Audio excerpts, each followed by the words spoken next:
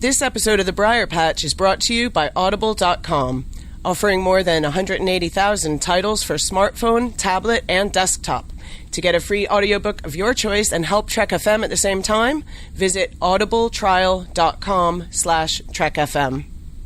And also by Enterprise in Space, an international program of the nonprofit National Space Society.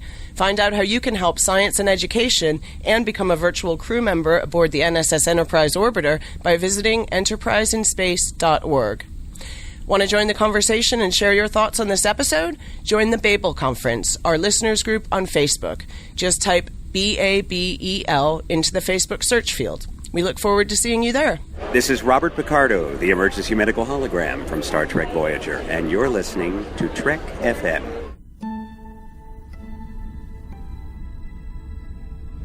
This is the 24th century. We've grown out of our infancy. People are no longer obsessed with the accumulation of things. We have eliminated hunger, want. Material needs no longer exist. The acquisition of wealth is no longer the driving force in our lives. Enjoy. Welcome to the Briar Patch. I'm Patrick Devlin, joined today, as always, by our co-host, Guinevere Liberty Nell. Hello, Guinevere. Hi, Patrick. I'm really excited about today's episode. We've mentioned it before. It's on Utopia, and that's going to be a lot of fun. It's a really big topic, though, so I think we'll just kind of outline it and look at some broad brushstrokes about the idea, right? What do you think? Yeah, I think that'd probably be the best, because we're going to go over this time and time again. We're constantly going to compare other societies to the Federation's version of the Utopia. So I think it's best that we give people the idea of what we're talking about when we just say Federation Utopia. And then we can refer back to it, and we don't have to always necessarily outline what the Utopia is. Right. And I think we should talk about some basic ideas in sort of utopian theory or in the history of attempts at utopia, perhaps. Things like scarcity, the idea that if you have scarce resources, it's hard to achieve a utopia. You end up in a briar patch, trying to slowly reach your utopia through this brambles and the difficulties that you come across in social theory, basically. So I guess in a way, this is the episode that will first discuss some of the ideas behind why we even chose our name, the Briar Patch, and maybe we'll discuss some of the more or less realistic aspects of Federation society. Yeah, absolutely. It's a very big, broad topic that definitely will define why we decided what to call this podcast in general. And it'll also give them a better idea of what we are going to say about certain topics. If they hear this episode, they'll basically know our stance on a lot of things when it comes to Star Trek. Absolutely. And when it comes to social theory and so forth and how we analyze things. For example, I mentioned scarcity, and I think we mentioned in our last podcast that libertarians and Austrian economists, which I mentioned, which I'll explain a bit more what I mean when I say that. But the sort of free market side, the libertarians and the Austrians on the one hand, and the kind of Marxists and utopian socialists have another point of view, and the two of them, and even economists that believe themselves to be somewhere in between, all have an idea of scarcity and how it affects economics and what can be done about it and whether utopia is possible. So we'll definitely be talking about that. Absolutely. So why don't you give a definition of scarcity, and then we can move on to defining whether the Federation does or does not have that problem. Right. Okay. Well, economists talk about the basic fundamental issues that economics deals with as the allocation of scarce resources. So neoclassical economists, who are among the economists that most Econ 101 classes are talking about, are presenting the ideas of neoclassical economics. Neoclassical economists say, a society has scarce resources.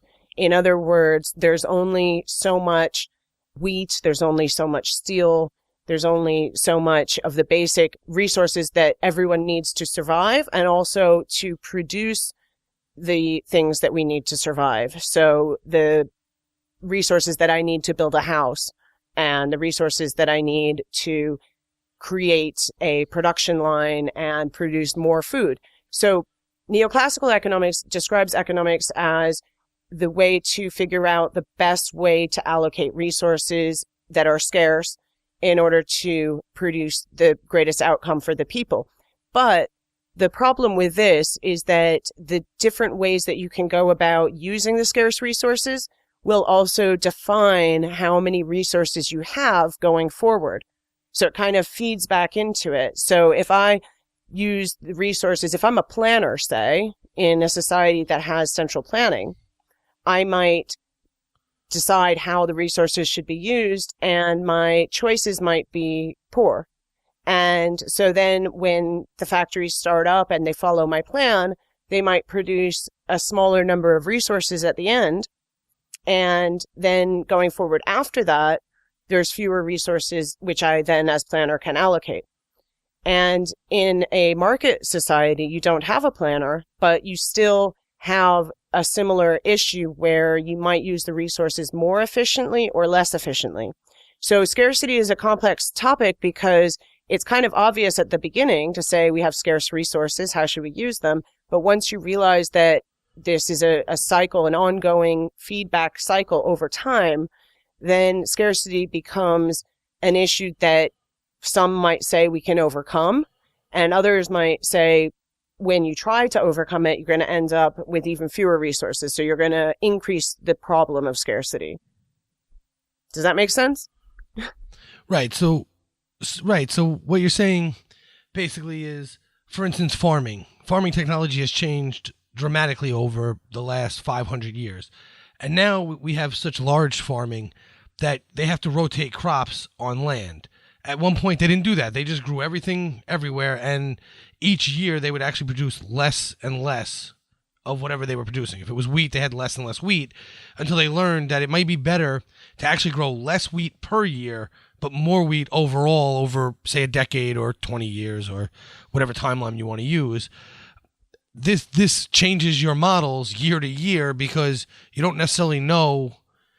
They didn't necessarily know when they started their first model that they would only produce a quarter less of the material the next year, and so on and so forth. Yeah, absolutely. In environmental economics, one has to be very aware of the scarcity of land, which comes up in all economics, but also the use of natural resources and the fact that only some resources are renewable, and when you misuse resources, overfish, or fail to treat your land in a sustainable way with rotation of crops and so on, if you misuse your resources, then you will reduce your growth, your outcome of those resources going forward. Your resources will diminish.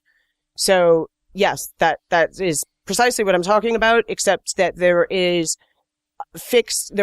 areas where you have a fixed amount of resources, such as a fixed amount of land, and there are areas where you can produce different levels of resources depending on how you organize things, and even more so than in the case of land, because if it's man-made resources, you can have a flourishing economy and be producing a lot in very efficient ways, or you can have a stagnant economy with a lot of people unemployed and with your resources producing much less for the next period. And so your resources actually fluctuate with the organization of the economy.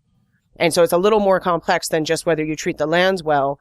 I mean, it's a similar thing, but in an economy with people interacting and, for example, people unemployed or employed, you can actually have really great fluctuations in what you can produce based on the organization of the economy. Right. Yeah. It gets much more complicated the more people you put into that society, or the more industries, in fact. You see this in the car market, for instance. At one point, the car market produced exactly enough cars to sell to the people, and they were able to charge full rate. Now you can't go to a car dealership without seeing a rebate.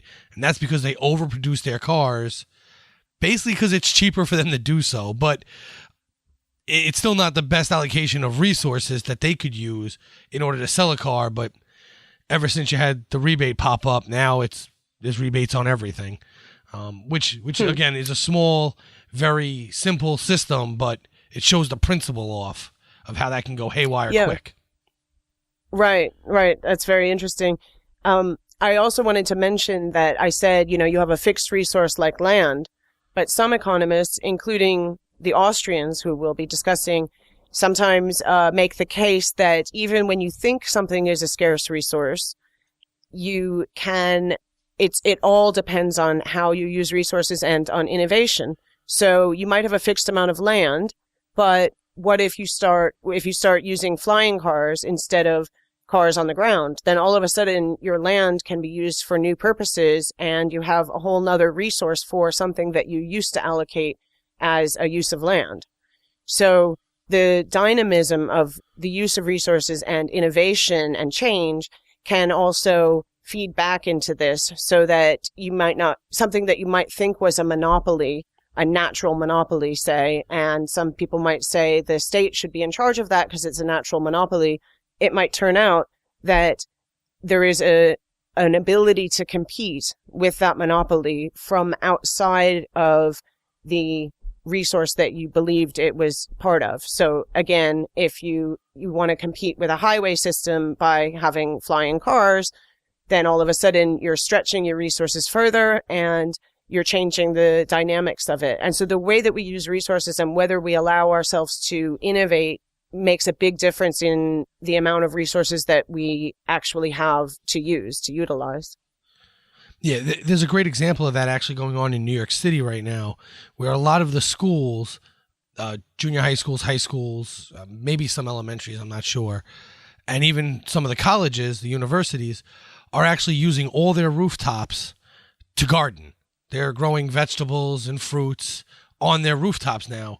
I'm an electrician, and I've actually done electric for the irrigation systems for a lot of these schools in the city. It's actually rather interesting because now the schools are not buying as much, say, peppers, tomatoes, onions, because they're actually growing them on site, which was land that before would have been allocated simply for schooling, for education, but now has a dual purpose. Yeah, that's a great example. So, does that mean, and this is the major question that we're discussing in this episode, does that mean that there's a possibility that we could get to a place where we have overcome the issue of scarcity? I put that to you. Under our current technology, no. We can't, because no matter how many buildings we put farms on, we're never going to have enough. You're also going to run out of things like oil. First it was coal, then it was oil. Now they're moving on to electric power, which solar power would be better, but it has to become more efficient. It's not as efficient. It's not efficient enough to run an entire society the size of ours at this point. The question is not given a fixed state of technology, because the question is, given the fact that we can keep innovating, but of course this is a big given, because if you change the structure of the society, this might change. But if we can keep innovating, if we can keep, say, replacing a scarce resource, such as the use of a scarce resource such as land, with, say, flying cars, and we can stretch our land by putting some of it on top of buildings and growing things there. And if we keep coming up with newer and more innovations like this, so that we can keep making better use of our resources, eventually, and this means technology will be changing as we do this, as we innovate, eventually will we get to a place where we have no more scarcity, where you can no longer say we have any scarce resources? I don't know. It's a good question. Unfortunately, it's also the question that every time you've found a society moving towards a utopian society, they all believed it was right around the corner. They thought it was the next thing coming. Exactly. And it doesn't come. It never gets there. Exactly. This is the argument of the Austrian economists that I keep mentioning. So there was Ludwig von Mises and Friedrich Hayek and others, but these are the two that pretty much created the Austrian school's modern era. There was an Austrian school before this, and I can go into the details of that at some point if it is interesting. But essentially, Ludwig von Mises argued against Marx and the Marxists that created the Soviet Union, essentially like Lenin and his followers and others. And essentially, Mises argued that what they were doing, what the Marxists were doing, would never work because of scarcity. And you'll notice if you read Marx that he spoke of the German economy as being incredibly abundant. He saw it as very wealthy, very rich, and he did give the capitalist system some credit for that. But he said, now we've reached a place where we have this great wealth, so now we can create a new system that makes use of this wealth. So he was, in a sense, saying that they had reached the end of scarcity, and not quite the end, but he said the socialist system would be more efficient, and the initial socialist system. And then you would have such abundance that the state could wither away and you could have a beautiful communist utopia because you had reached essentially the end of scarcity through the transition to the socialist system and the better organization that you'd have in that system. And Lenin wrote extensively about this, and he truly believed that this was happening. And when he wrote, this was a little later than Marx, so we're talking leading up to 1917. And he said, again, that even though Russia was a little backward compared to, say, Germany, it was enough. It was several years later now. It was, a few decades later. So he said Russia had achieved, the level that Germany had been at when Marx wrote, and therefore had reached this time when they were at the end of scarcity. So essentially, everyone thinks that if they believe in utopia, that they are living in an era when it's possible. And we look back so many decades later, 100 years later, we're now in we just had the 50th anniversary of Star Trek, and we are having this year the 100-year anniversary of the Soviet Union, 1917. And we look back and we say, was Lenin kidding? I mean, he really thought that Russia in 1917 was at a place that was bordering on the end of scarcity, because we've come so much further. But we run the same risk now if we say that we're reaching it now. And I wonder, even going forward a few hundred years to the Federation, can we really, even if you have replicators, even if you have transporters, is it possible that you can truly say that you've reached the end of scarcity? Is it possible ever to achieve the end of scarcity? Because look at the question of time. Can we ever get to a place where time is not a scarce resource? No, we'll never. I don't believe we'll ever get to the point where time is not a scarce resource. Although, if we did end up in a utopian society like the Federation, where we did have replicators and everyone had housing, we're led to believe that anyway. We actually only see what the top percentage of the Federation lives like. We don't really see the cities and the rural areas, but we're led to believe that everyone has enough to live. Everyone is fine. They don't really want for anything anymore, or they don't need for anything. They might want for things, but we could end up there. We could end up with replicators. We could end up with transporters and warp drives. And yeah, time would still be scarce, but our lifespans would probably double because of the medication, if not more, which would give us more than enough time to do the things we wanted to do in life. We'd still die wanting to do things because that's human nature, but I think we could get to a point where we had enough resources that many of the ones that are vital to life would not be considered scarce outside of time. Right. I mentioned time not only in the context of living forever or not living forever and therefore not being able to do everything that you want, but also because time is an interesting one because it has another aspect, which is that you can't do two things at once.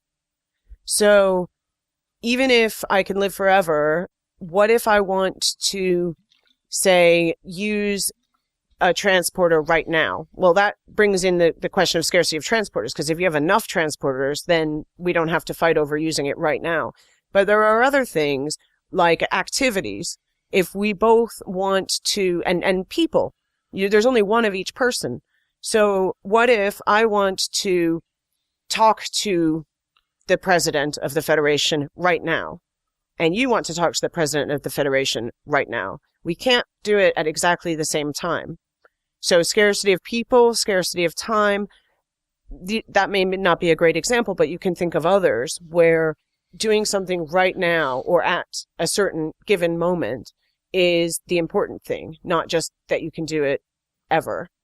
Well, the argument against that would be because there's so much time to do things that people wouldn't need to do things right now. For instance, taking it away from time and moving it back to a consumer good, let's say. Everyone might want a bottle of Picard, Chateau Picard's wine, right? And this comes straight out of Trekonomics, but everyone might want a bottle of that, but there's only so much of it. It still has a limit to which it can make. But because everyone basically has the ability to get it and get products like it, that it would be okay if you didn't and you just end up with another bottle of wine. You would just find another equally as well-made wine and get that one instead. Okay. So do you think for the most part, scarcity would be overcome in such a system? In the system, we have replicators and transporters and, all of these other things. Do you think that scarcity is essentially overcome in the Federation? Yeah, I think it's overcome enough to get to a point where you can have a utopian society, where for the most part, people are going to care about other people and do their daily things and move on with their lives and enjoy their lives, opposed to working all day, committing mass crimes. We do see there is still crime in the Federation. They do have a prison. Janeway goes and gets Paris out of prison to go with her. But even the prison looked way better than some people live today, so it's not the same kind of system they have there because they basically don't want for anything. Right. Well, overcoming the scarcity of basic resources, I think, can be distinguished from overcoming scarcity altogether. So if everyone has their basic resources covered, such as food, housing, and so on, that will probably tend to make everyone a bit happier. Maybe, because you don't have poverty, you'd have less things that go along with poverty, which include petty crimes and the great need which drives people to crime. So I might be willing to use violence that I wouldn't normally use if I'm starving and I need to feed myself and my kid. So you'd certainly get rid of some of that. And when economists talk about scarcity and they talk about dividing up resources and the difference between using markets and price allocation to determine the distribution of resources and another system, one of the things that they talk about is as long as you have scarcity, if you try to use another system, your sort of socialism, communism kind of way of dividing things up, you end up having to ration. And they say, a market system rations by price, which essentially is supposed to be connected to demand, which means, and obviously not everyone can work and not everyone has money, so not everyone can express their demand, but it's supposed to be rationing by need. So the more I need it, the more I'm willing to pay. And so price rationing, and it does play this role, if not always for the end consumer, it plays this role in the allocation of resources across society. So if I think it's really important that I build my railroad and I need steel for that, and so I'm willing to invest and pay a higher price for the steel, which is running low, then someone else who says, well, I could use steel, but I could use something else, and they decide to use something else. So the price, the fact that I'm willing to pay more, and then that money can then go be invested in creating more steel, is the way that resources kind of get allocated across the economy in a market economy. Now, if you have scarce resources and you're not using a market, then you have to use another type of rationing. And that can sometimes come out in rationing through time. Like everyone gets to see the doctor for free, but you have to wait months to see the doctor, right? Or you might wait in a long queue to buy something in a shop because there's a shortage, etc. So, and that's time. And there's other ways of rationing, but it's often a government official decides who gets it. And you see this kind of rationing in the Federation. You see people waiting in queues. There's one, I think it's during the Dominion War, so this might be why there's more scarcity. But you have the DS9 episode in which Nog helps O'Brien get the resources that he needs. And Nog says, if you know the person that they're getting it from, the other Starfleet official, if you know them, if you know their wife, their family names, and so on, and you become friends with them, then they'll put you at the front of the queue and you'll get this resource. So you can see rationing in the Federation system. You can also see it, and that's one way that it happens a lot in a planned economy when you have resources, is that it gets decided on the basis of, who you know and that kind of thing. Nepotism and, other ways of deciding other than price, because they can't just bid on it. If there's no price associated with it, then they have to decide on another basis. So you do them favors and you know them and you send them a bottle of wine and so forth. And that's how things get rationed. Right. And that's part of human corruption. I mean, there's usually a protocol set up that would not allow for that, but it happens anyway. We see that across all societies in some form or another, because you can argue that happens too much, which it does, where higher ranking officials in the government will always get things first, and then whatever's left over trickles its way down. But you can also see it when corporations in a free market form a monopoly, or they all band together to raise their own prices, and left unchecked, that could be a huge problem. Because, they might stop me from buying it, and the theory might be that the price will come down, but if there's people rich enough to still buy it, they will, and they'll go, and then I'm just left without it. Right. Well, the argument from Austrian economists is that you'll have less ability to do that in a market system because you'll generally have competition and so forth. So you might be able to band together with people and hold your prices high, but even so, you'll have fewer people to sell to because not everyone can afford it at that price. And you'll have competition from someone else will come up with a substitute, even if they can't come up with exactly the same thing, and they'll compete with you and so forth. And whereas under another system, a socialist system or a planned economy, you have almost endless ability to, in both systems, people are being greedy, but you have more ability to twist things and to give favors to people and so on in a planned system, because you don't have the same kind of competition. You have what is essentially a hierarchy, and the people at the top, the people that are making the decisions, have a lot of power. And you don't have competition from outside that system. You have only that system to work within. But in both systems, you could have greed, and that's what leads to these things. It's just that the argument is that in a market system, the greed ends up leading to better outcomes, because then in order to make that money, you have to serve your customers. In order to serve your customers, you have to keep your costs low and so forth. And things line up, and you end up producing more. In order to make profit, you end up producing more of the thing that is needed more, so that you don't have shortages, and you're actually producing enough of what people need. And so the allocation works out better. But you mentioned, whether there's a less crime, and part of that comes from people not being in need. But what about the idea that you can stop being selfish in this way that we've just been discussing? What if this society, as most Marxists and other utopians have believed, that the new society would change human nature? And you have certain evidence of this in the Federation. You have, for example, I think it's Tom Paris says to Harry Kim in a Voyager episode, The Cloud, I think it is, says, oh, someone picked your pocket on Earth?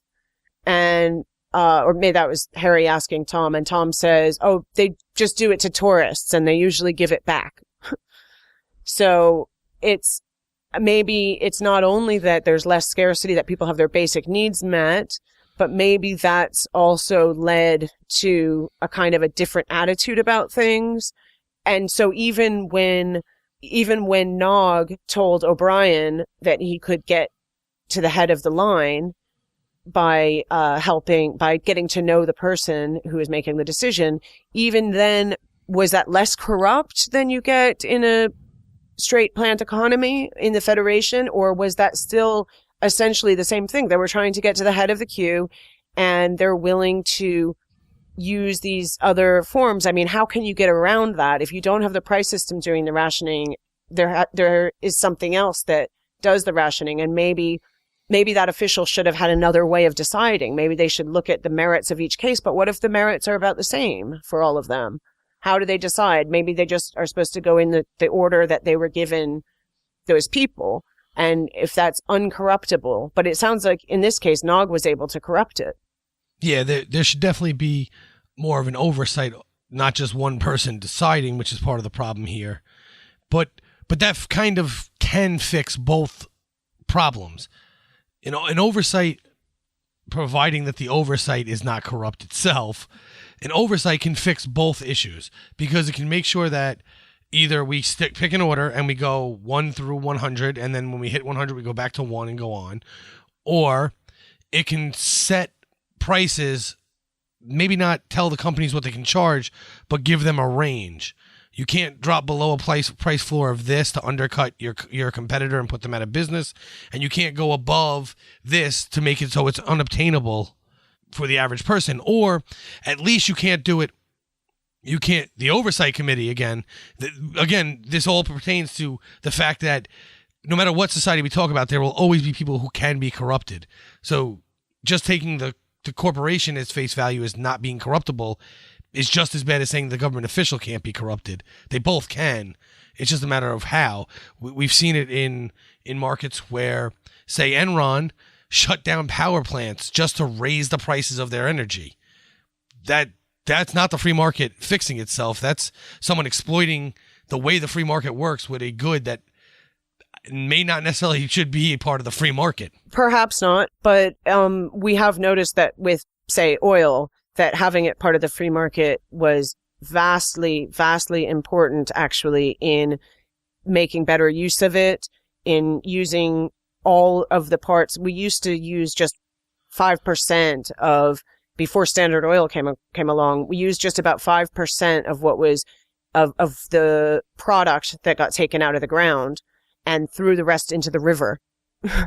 You know, and that was, and then Standard Oil came along and said, wait a minute, instead of pouring away all of this stuff into the river, I'll be able to make a greater profit, lower my price, steal all your customers, and so on, if I can use the rest of the product. And so they came up with new things, petroleum lamps and various, and, you know, wax for candles and plastics and so on. And they figured out a way to use it all. And the price of oil dropped massively until, you know, normal people could begin to light their own homes. And that was just the beginning. And having a price for oil is what has driven so many people to actually go and try to drill in the ground and get more oil. And of course, it is a scarce resource, but we thought we ran out of oil. We thought we hit peak oil and we're going to run out every decade for the last 100 years. And we've always so far been wrong. I'm not saying we should depend on it. Certainly not. And we should certainly be moving to alternative energies and renewable resources, renewable energy and so forth. But it's the market in that tends to, you know, allow us to keep improving, to stretch the resource further, and to put more money into digging for the resource. And also recognize that most of it is not a free market. In fact, OPEC and the major oil providers in most of the world are state-run and have the state helping impose their monopoly where they are. And even the U.S. oil barons and so forth are subsidized still by government. And the government is very heavily involved in the energy industry, and right now mostly in protecting oil, while also to some extent, and especially in Europe and elsewhere, also subsidizing renewable resources. But so far, I wouldn't say that it's the market that has done the primary job of keeping oil prices high. It's the market that has brought them massively down, and it's usually the state that imposes a monopoly and that tends to keep the prices high, actually, for oil. Yeah, for oil, but it also, at least in the United States, I don't know how it's done in Europe, but in the United States, they also dictate to these companies what they're allowed to charge as a maximum for a gallon of say, gasoline or yes, and other things that oil is used for. And if that's what they do, and if that's the primary thing that government does, is tell them they can't raise the price too high, then what you end up with is a shortage. And you saw that in the 70s when they were told to keep the gasoline prices down, and what you ended up having is really, really long queues at every station and not enough gas to go around to everyone. And it's partly because when they're forced to keep the price low, then you don't have people seeking profit and putting money into investment, into buying more, into creating more of the resource. And you also have higher demand when people who don't even really need it are willing to pay the price because it's so low. So price controls are very well known by economists, and it's been very well proven over many, many instances in many different societies that price controls just don't work very well because they tend to just create shortages. So, but we're going a little off topic here. Yeah, I think the main point I was trying to make was, though, that allowing it to be unregulated, whatever your idea of that is not always the best scenario either. That you can't just allow a company to cause its own shortage to charge more money. Like you said, in the 70s, the U.S. had the oil shortage. Partly it was that the prices were low, but partly was that the other countries were not selling to the United States. So they actually didn't physically have some of the oil. It just, the gas stations themselves ran out quicker because the prices were low. That being said, I was really talking more about Enron purposely shorting itself. And it goes more into that because it goes into stock futures too, where they were buying it at low and selling it high. But you can't just allow a company to hold on to a resource that they can't get anywhere else either. That's another part of this, is they're doing it against no competition. So they're turning off power plants, letting people pay more money for it just to bump up their own futures profits. And they have no way, the people have no way of combating that by going to a competitor. Right. And that is a real problem. However, it's not a massively widespread problem in markets because you usually do have competition, and usually the resource isn't so limited. There's examples of very limited resources like land, like oil, that to some extent you can't create more of it if you have more demand and more profit ability. Of course, you can to some extent because you can provide substitutes for it. And you can sometimes, like in the case of oil, invest more and discover more of the resource that you didn't think existed, which has happened a lot. But still, it's a resource that is limited. And so it's easier for a company to have a monopoly over it. And if they have a monopoly over it, or if they and a few others together have a monopoly over it and go and collude with each other, so essentially you have one monopoly company, then yes, that monopoly company can do all kinds of things to extract more profit out of it and hurt people. But there's not that many different kinds of monopoly and different cases that work like that in a market economy. Most things you'll have competition and they'll be prevented, individual companies will be prevented from taking advantage. Whereas in a different system, such as a socialist or attempted communist system or a planned economy, which is what the Federation maybe is. We need to discuss this. That's a key question. But if it is, if you have a system like that without money, without markets, then actually, if the people are corruptible, they're in a better position to use that power, that ability to extract profit than an individual company is, because essentially the state is the monopoly. The state, or the individuals in the state who have power, have this monopoly control. They can decide the price. They can decide how to extract things out of it, who to give favors to, how to manipulate it to their own ends, and so forth. It's a lot easier than in a market system where I could just go buy from someone else if I don't like the way that company's treating me, except in cases of monopoly. In the socialist system, I can't just go somewhere else. I'm always subject to going to the state and the same officials and so forth. And they have that complete control and power. And you mentioned oversight, but that kind of thing, you can have oversight in a market economy, but in an economy like in the situation where Nog wants to get the resource and so talks to that official, it's that official, it's the oversight. There are these various things that maybe could control what that official does, but essentially that official has more power than anyone in a market economy would have. And if the system starts to get corrupted, that corruption can spread. And if you have to impose more and more oversight, that could become more and more bureaucratic, which is another problem with that economy. So, and this all stems from scarcity. And that's why we keep mentioning monopoly and scarcity and shortage and all of these things, because all of it stems from that. If you have enough abundance in, say, the Federation, then you're going to have very few cases where you're up against that scarcity. And so you're going to have very few cases where you're going to have this ability to become corruptible and to give favors, preferential treatment, and so on. You're going to have a lot less chance of that if you don't have this issue of scarcity. So if it wasn't for the Dominion War, there probably would have been enough parts. They could replicate, the parts, or if in this case it couldn't be replicated and that's why they had to go to them, there would have been enough of the parts anyway, because in general, right, they don't have this scarcity problem, I'm assuming. Right. It would seem that it was semantics really on that particular case. But okay, so another issue you come across though, that we haven't really spoken about. Now that you have a society, we'll take it as fact that there is no scarcity in the Federation, at least no meaningful scarcity. Again, you have the Chateau Picard wine you may not be able to get, but that's not vital to life in any way, shape, or form. And we'll just assume that no one gets that upset to murder over a bottle of wine. What becomes motivation for the people to continue to actually work?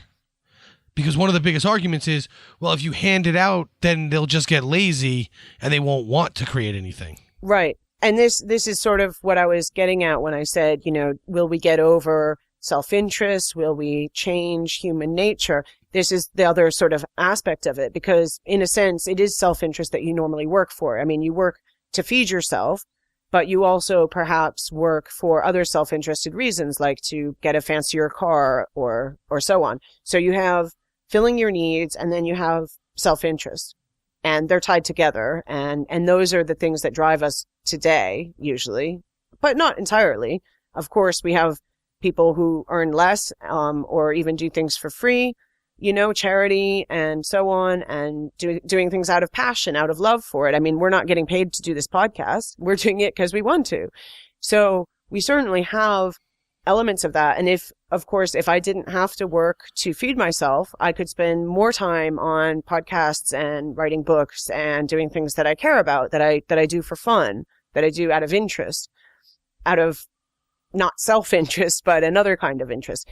And so we can see that it's possible that a society might, if we didn't have to worry about people feeding themselves, if we didn't have to worry about the allocation of resources in the most efficient manner, then we could imagine that people could just work because they want to. But then that brings up the issue. I mean, some jobs are more fun than others. And if basic needs are covered, but what if there's other things that need to be created? I mean, who takes care of the replicators to make sure that they don't decay and become unusable? There must be, in order to keep this ability to feed the people and ability to give people their creature comforts going forward, someone has to do jobs that may not be totally fun that may not be what you would choose to do if you just got to choose. Right, but it seems that the Federation fixes that problem with androids, robots, and holograms. Until they become sentient, and then they need rights. Right, and I would agree that androids, as you see in Measure of a Man, and holograms, which I don't remember the name of the episode, but they never really say he is sentient. They just give him rights as a writer. But I would say those two you can consider sentient, but robots just doing a menial task of moving one item to left or right, they don't think, they just move. That wouldn't be a sentient being. So if you could create enough robots. Weren't there these little robots that turned out to be sentient that Data protected? What are they called? The little ones with the little feet? Don't know. The something bots in TNG. Data protects them. Because they turn out to have sentient as well. They turn out to be potentially sentient as well. But in any case, that's maybe a joke or maybe a kind of long-term problem. But you're right. If non-sentient robots, could take care of a lot of the basic menial labor, then we do perhaps come to a place where the only thing that needs to drive people is their own personal interest. But we would have to assume that all basic needs and a little beyond that are all taken care of without the need for people to work. So it's quite a big assumption, but maybe it is one that is reasonable within the context of the Federation level of technology. Yeah, I mean, you would assume that they must have figured it out, right? Because they do actually live in a utopian society where no one has to worry about even money at that point, except when we get to DS9, they have Federation credits so they could trade with other races, outside the Federation. But within the Federation itself, there's no need for any kind of currency. You just kind of get what you want, and that's the end of it. I guess if you want Chateau Picard, he holds 10 bottles for himself and he gives away whatever he has left. And if you want Worf's blood wine, same concept. There's no actual trading going on. You just kind of take what you want. And, as long as you ask for it and don't steal it, then you're fine. Right. So, yeah, if we don't have to worry about scarcity, then we can allow people to let go of the other reasons why they used to work. They don't need to worry about survival. They don't need to become greedy. But would people not want to accumulate wealth, or would they be not allowed to accumulate wealth? And when would that be introduced if we were trying to move more toward a utopian society? Because in the past, socialists and others who tried to achieve this utopia actually banned people from accumulating wealth, through a market or just keeping the wealth to themselves. They weren't allowed to keep anything beyond what they used on a daily basis. They weren't allowed to own or invest creating new resources. They weren't allowed to own the means of production, which would allow them to accumulate more and to invest and so forth. And that limits people's freedom. So would you have that in the Federation as well, or would you not have to worry about that? Well, no, what I think you have in the Federation is you end up, see, the communists and the socialists do it backwards. They ban you from the wealth to try and make you more altruistic, opposed to waiting for you to become more altruistic and letting wealth go by the wayside itself. Absolutely. They don't allow it to be a natural progression, where in the Federation, what I think you had all this technology being created and people were profiting off of it. People were making money and they were reinvesting and they were making better technology, so on and so forth, to the point where nobody really needed anything anymore. So now I can go write a book simply because I want to be the best author. And that becomes the commodity in and of itself, is being recognized as the best author. Right. And so that's what drives people now in the Federation, is the desire to be the best and also perhaps the recognition of being the best. Right. Well, so you could take Data as a perfect example of this. Data was created by a man who show signs of being an egotistical lunatic. I mean, for the most part, he would never do anything for anyone else, but under this society, he still creates something that is amazingly useful to the rest of society. He creates an entire new life form in Data, one that is smarter. He says it in the very first episode of The Next Generation, Encounter to Farpoint. In the very first episode, Encounter to Farpoint, he's asked, so you think you're better than humans? And his answer is, I am better than humans, but I'd give it all up to be human. Right. So what makes him better than humans? Well, his deductive reasoning, his strength, his physically and mentally, he's actually stronger than humans. But my point isn't really whether he's better than us or not. The real point is that something was created that's actually smarter, faster, stronger than a human by a human who's basically an egomaniac who in our society would only do that for the absolute most profit he could find out of it. But now he still does it, even though he thinks he's the greatest anyway, because he needs to prove it, because the commodity he's holding is the ability to say he's the greatest robotics tech ever. You know, he's doing it simply for the recognition. But what comes out of that is so amazing that the Federation wants to actually take Data apart so they can put one on every bridge. Right. Yeah, no, that's a very good point. And people do invent things today for those kinds of reasons as well. But they also, I mean, some people have given away their technology, have refused to get a patent and so forth because they simply wanted to do it for not that reason, not for the profit. And they wanted to make sure that everyone could afford it. And so they didn't want to make profit out of it. And then, of course, someone else probably swoops in and gets the profit off of them and gets the recognition sometimes as well because they get the patent and then convince everyone that they were the first person to think of it. So we know that people will do things for those reasons, for the recognition and so on. But again, I guess the main issue is whether that's enough of something to drive people. What if there's scarcity in anything else, but beyond, creating something out of joy? I mean, if there are some jobs that robots can't do, that androids can't do, or, there are service jobs, maybe all doctors could be androids.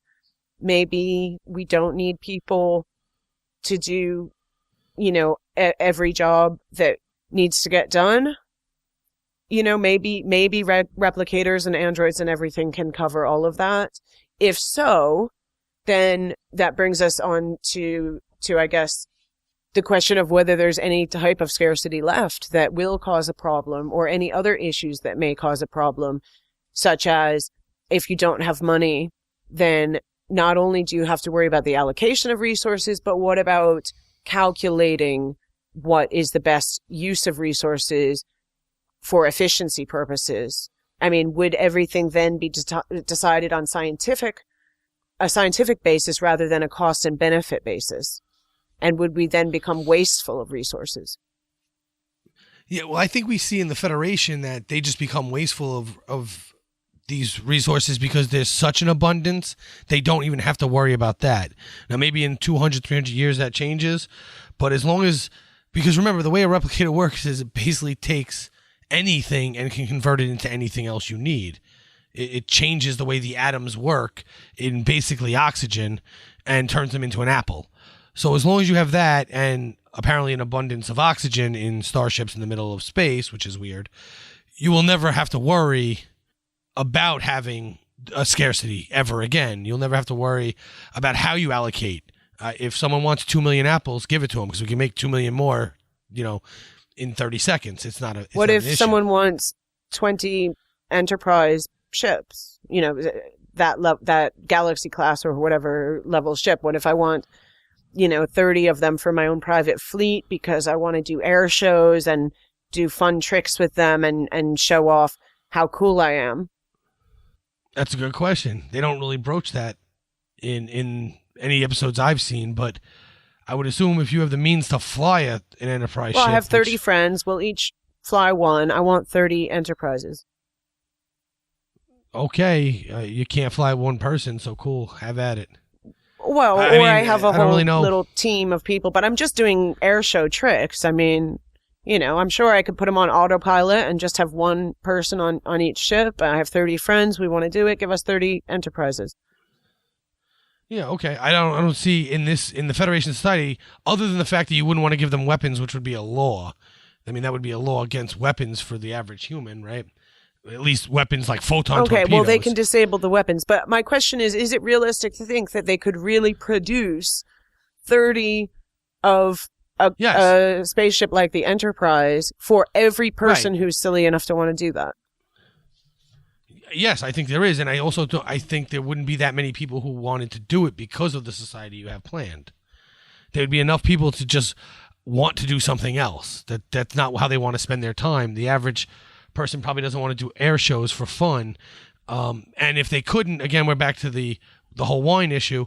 Well, sorry, we can't make you 30. We're making him 30. Okay, I'll go get something else, and I'll tour the world on a boat instead. Or my hobby will be collecting knickknacks from around the galaxy. And that's just kind of the way it would work, in my opinion. Anyway, that's the way they show it to us. Yeah. I think you're probably right. And I think you're probably right that sometimes we look at things from the perspective of how we are today and assume that issues like that would come up. But in reality, when you have not only your basic needs covered, but a fair amount of sort of luxury, and you're allowed to do whatever it is that you want to do, people aren't sort of silly and greedy and I want 30 enterprises for my air show, because that's kind of silly. And you have so many opportunities and so many things, and you're so kind of grateful to your society for giving you this, hopefully, that you wouldn't want to waste its resources. A lot of the discussion, and it's all based on assuming a lot of scarcity, but people talk about wasting public resources also. You have the tragedy of the commons, and you have people say, well, if it's a public resource, say you hire a car, let's say instead of borrowing it from a car hire place, you have the government says you can just borrow this and drop it off. I mean, we have it with bicycles, actually, in a lot of places these days. But they always say, well, you'll pick up the car and you won't worry. It's not your car, so you'll spill your potato chips and your drink, and you'll, use all of the petrol and not fill it back up, and you'll treat it poorly because it's not yours, and, you can get away with it because it's a government car, and their government is crap at checking these things, and nobody cares, and nobody in government cares. These are the kinds of assumptions that economists often make, and to some extent is probably true today, but it's not how, that is culture. And if you had a different society where the government treated you really well and took care of you, say, maybe, that's why I think in America you have sometimes more of those problems than you do, say, in the UK, where you have the NHS, and people are very grateful to government sometimes when they're given something. The NHS is the National Health Service, by the way. And I think a lot of people in England are quite grateful for it. And so I think they think of government a little differently. It's also a little more decentralized and this and that. But in America, sometimes people think of public sector things as something they can treat badly sometimes, and think of government that way because they're not getting anything out of it. But if you have this Federation Utopia and you're getting all of your basic needs met and you have all of your freedom, maybe you would treat public property much better as well. Maybe some of the things that we assume would happen won't happen. You won't ask for 30, Federation Galaxy class ships to fly around because you recognize that would be wasteful of resources. Right, yeah, I agree. Plus, something we didn't touch on, but you basically get rid of conspicuous consumption. By having everyone have everything, it doesn't really matter if I drive around in a BMW or a Ford. It wouldn't make a difference. So I don't need a nicer car that essentially does the exact same job. I don't need a Rolex watch when I can get, an atomic watch that works just as well that costs, pennies on the dollar. in comparison in today's market. In that market, it wouldn't make a difference because the Rolex doesn't make me look any better, which is what they're looking for, when they're doing that kind of buying. Right. And these are arguments that Marxists made. And when I talked about the tragedy of the commons and the treatment of public resources, that's public choice economists, as well as Austrian economists who often talk about that stuff. And they say, well, that would happen to and did happen to in the socialist societies in the attempts that were made, say, in the Soviet Union. But it brings us back to this question.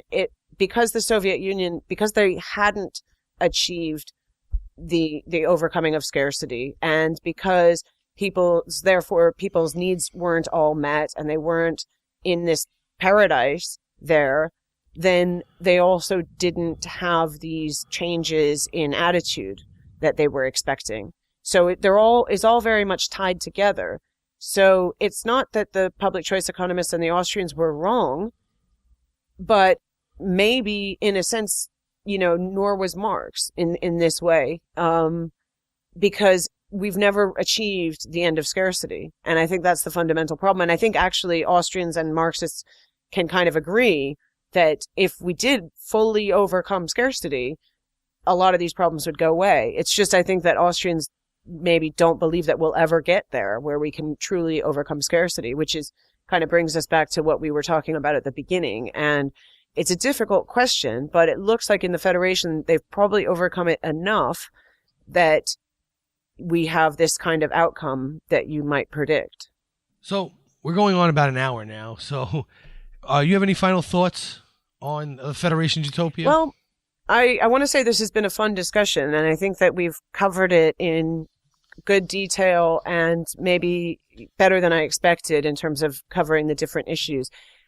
My final thoughts are that I feel probably even more strongly than I normally do that the Federation Utopia is both possible and utopian in a sense, and that the issues that one might worry about, including, and we'll talk about this in a future episode, hierarchy and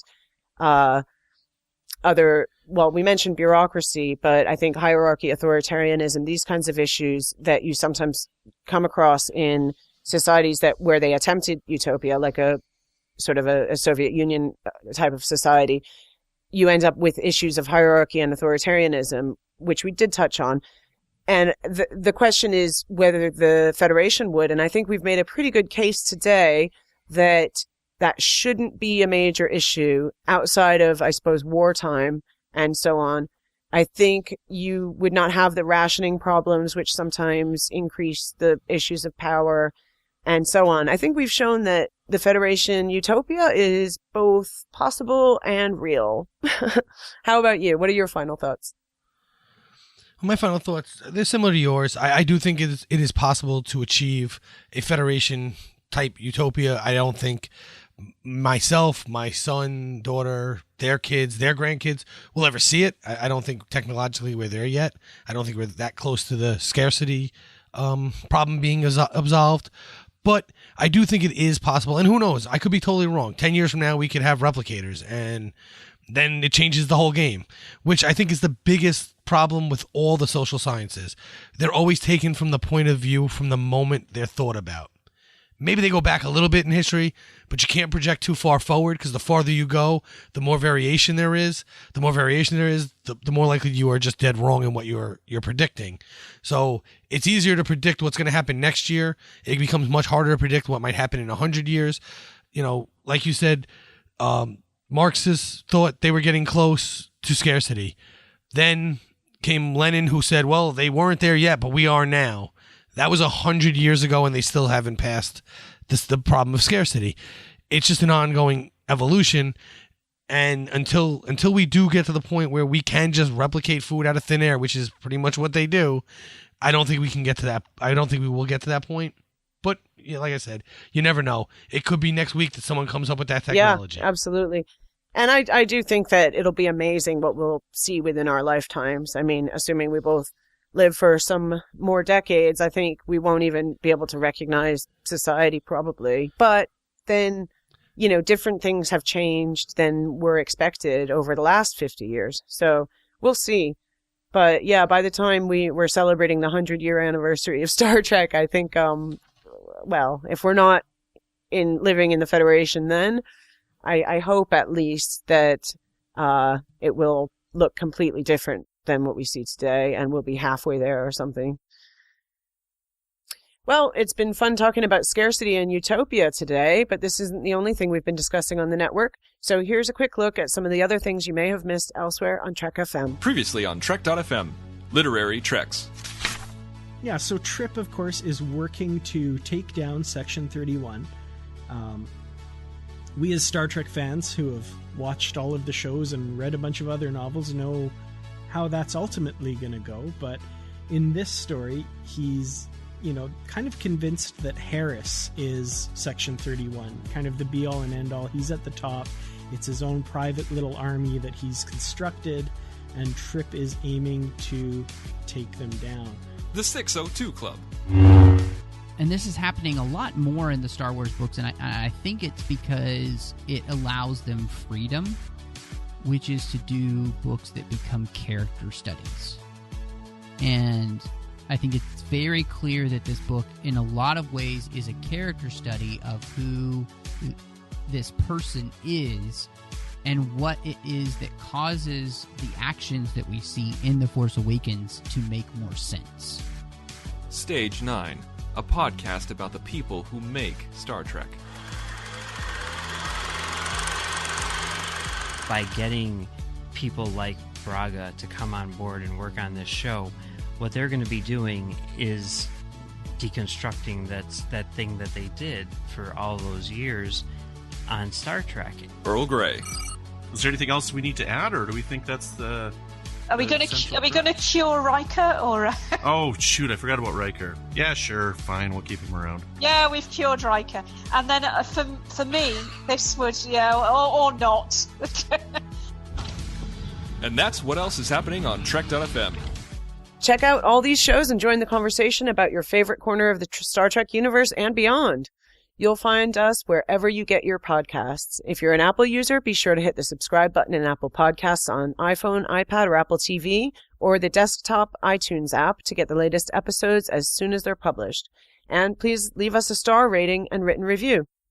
If you're not an Apple user, we've got you covered as well. You can find our shows on Google Play Music, Stitcher, TuneIn, Spreaker, SoundCloud, Windows Phone, in most third-party apps, and you can stream and download the MP3 file from our website or grab the RSS link. We'd love to hear your thoughts on today's show, and there are many ways for you to do that. The best place to join in the larger conversation is the Babel Conference, our listeners group on Facebook. Just type Babel, B-A-B-E-L, into the search field on Facebook, and it should come right up. If you'd like to send us email, you can use the form on our website at trek.fm/contact. Choose Message to a Trek FM Show and select the Briar Patch. That will come right to us. You can also find the network on Twitter at TrekFM and on Facebook at facebook.com/TrekFM. Well, Patrick, when you're not talking about Utopia, where can our listeners find you? Well, I can always be found hanging around the Babel Conference. I'm always reading, not always responding, but I do see all the messages there. It's one of the places I like to hang out. I can also be found on Twitter at MagicDrop5. The 5 is a number, and it's all one word. Or I'm also the associate producer of Metatreks. And you can find me around the network from time to time, guest spotting on places like Earl Grey and Warp 5. And Guinevere, when you're not running around talking about androids and whether they can clean up after us or not, where can people find you? Well, I'm on Facebook quite a lot. I am on the Babel Conference on Facebook, but you can also just look for me. You can type my name, Guinevere, Guinevere, Nell, Nell, into Facebook and find my page and contact me there. You can also find me on Twitter. Occasionally I tweet. My handle is Guinevere42. And that's about it. Look forward to hearing from you in person. You can email me if you want as well, guinevere.nell@gmail.com. Well, if you'd like to help us keep all of our shows coming to you each week, you can become a patron of the network on Patreon. Visit patreon.com/TrekFM. That's patreon.com/TrekFM to get all the details. Perks include early access to episodes, exclusive content, producer credits, and more, available through our special patrons website, Patron Zone. It does require a great deal of money to produce, host, and distribute these shows each month, so we really appreciate any support you can give us and hope you'll join the team. Again, you'll find all the details at patreon.com/TrekFM. We'd also like to take a moment to acknowledge the rest of the team from the network, specifically C. Brian Jones, founder and publisher of Trek FM, executive producers Matt Rushing and Ken Tripp, and Aaron Harvey, our art director, as well as Richard Marquez, production manager, and the Patreon manager, Brandon Shea Mutala. Well, we must be heading back into the Briar Patch now on our way to finding Utopia. It takes about a day to get a message back, so till next time, this is Guinevere and Patrick signing out.